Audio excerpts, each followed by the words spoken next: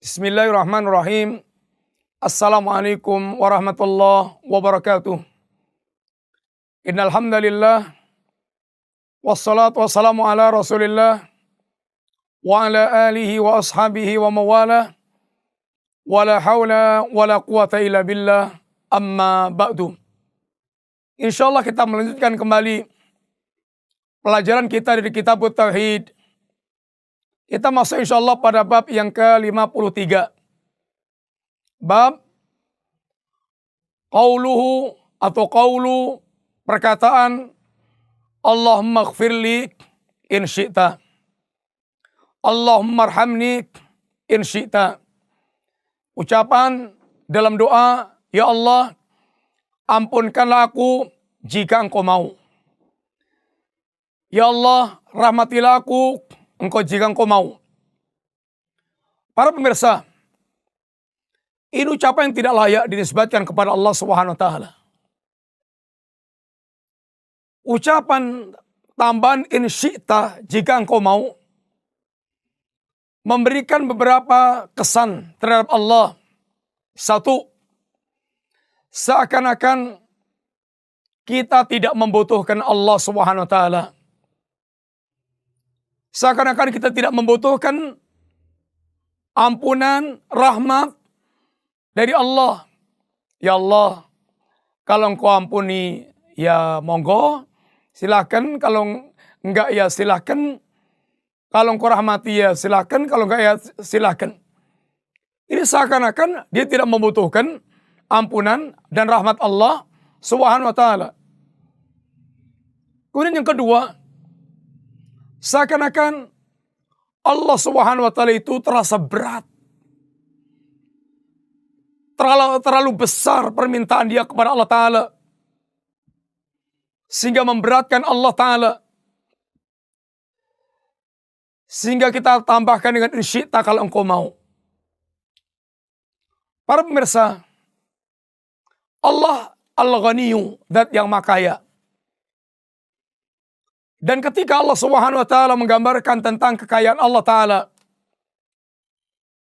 setelah Allah menjelaskan tentang kerajaan langit milik Allah, lahu mulkus samawati wal ard, semua kerajaan langit dan bumi milik Allah Ta'ala,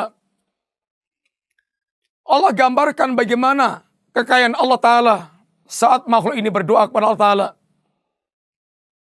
Ya ibadi, law anna awalakum wa akhirakum wa insakum wa jinnakum qamu fi saidin wahidin fasaluni fataitu kulla mas'alatin ma naqasa mimma indi illa kama yanqusul mihyad idza udkhila al-bahr.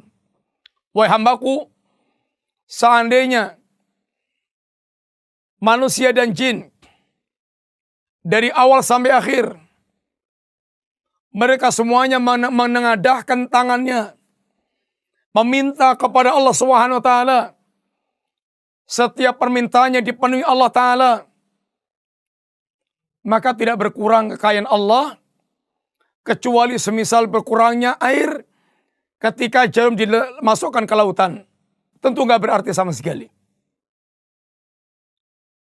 Doa itu dibangun dari Allah, zat yang maha kaya,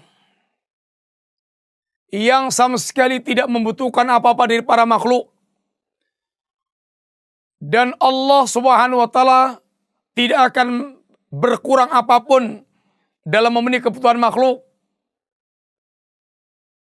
Sedangkan hamba ini fakir dan total mutlak membutuhkan Allah Ta'ala. Sehingga jangan sampai ada hamba yang mereka merasa gak butuh dengan Allah, atau merasa memberatkan Allah Ta'ala. Bahkan Allah semakin suka hamba yang semakin banyak permintaannya, merengek-rengek kepada Allah Subhanahu wa taala.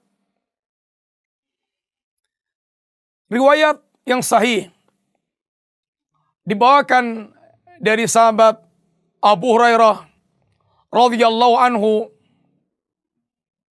Nabi mengatakan, la yaqulu ahadukum Allahumma ighfirli in syi'ta.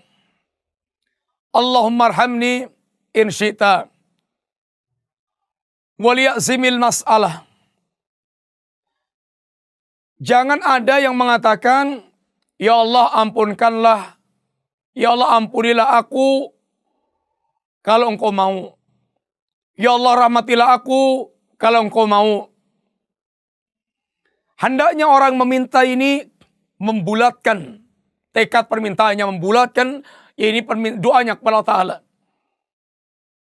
Sehingga tidak ada keraguan dalam minta kepada Allah Ta'ala. Dalam riwayat yang lainnya, waliyu'azzim, hendaknya dia waliyu'azzim ar-raghbah, hendaknya dia memperbesar harapan. Hendaknya dia memperbesar harapan. La yu'adzimullahu, tidak ada bagi Allah sesuatu yang terasa besar untuk memenuhi permintaan para hamba. Nabi katakan, jangan kalian mengucapkan Allah maghfirli in syi'ta, Allahumma arhamni in syi'ta, waliyazim al-mas'alata, fa inna la mukrihalah. Fa inna allaha la mukrihalah. Tidak ada yang bisa memaksa Allah Ta'ala. Sehingga Allah bahkan makanya akan memberikan apapun. Dan jangan merasa besar permintaannya kepada Allah Ta'ala. Tidak ada apapun yang terasa besar bagi Allah dari permintaan hamba. Karena Allah zat yang makaya, kerajaannya meliputi segala-galanya. Dan doa dibangun atas kemakayaan Allah, yang Allah serba bisa memenuhi permintaan para hamba. Dan dibangun atas kefakiran hamba, di mana hamba mutlak membutuhkan Allah Ta'ala.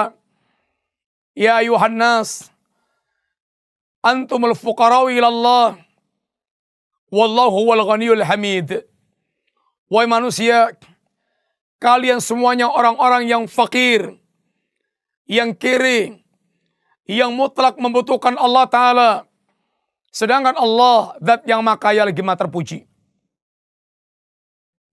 Sehingga apapun yang diminta hamba tidak akan memberatkan Allah. Tidak ada sesuatu yang terasa berat bagi Allah. Maka hambanya ketika meminta, dia membulatkan permintaannya. Silahkan meminta apapun.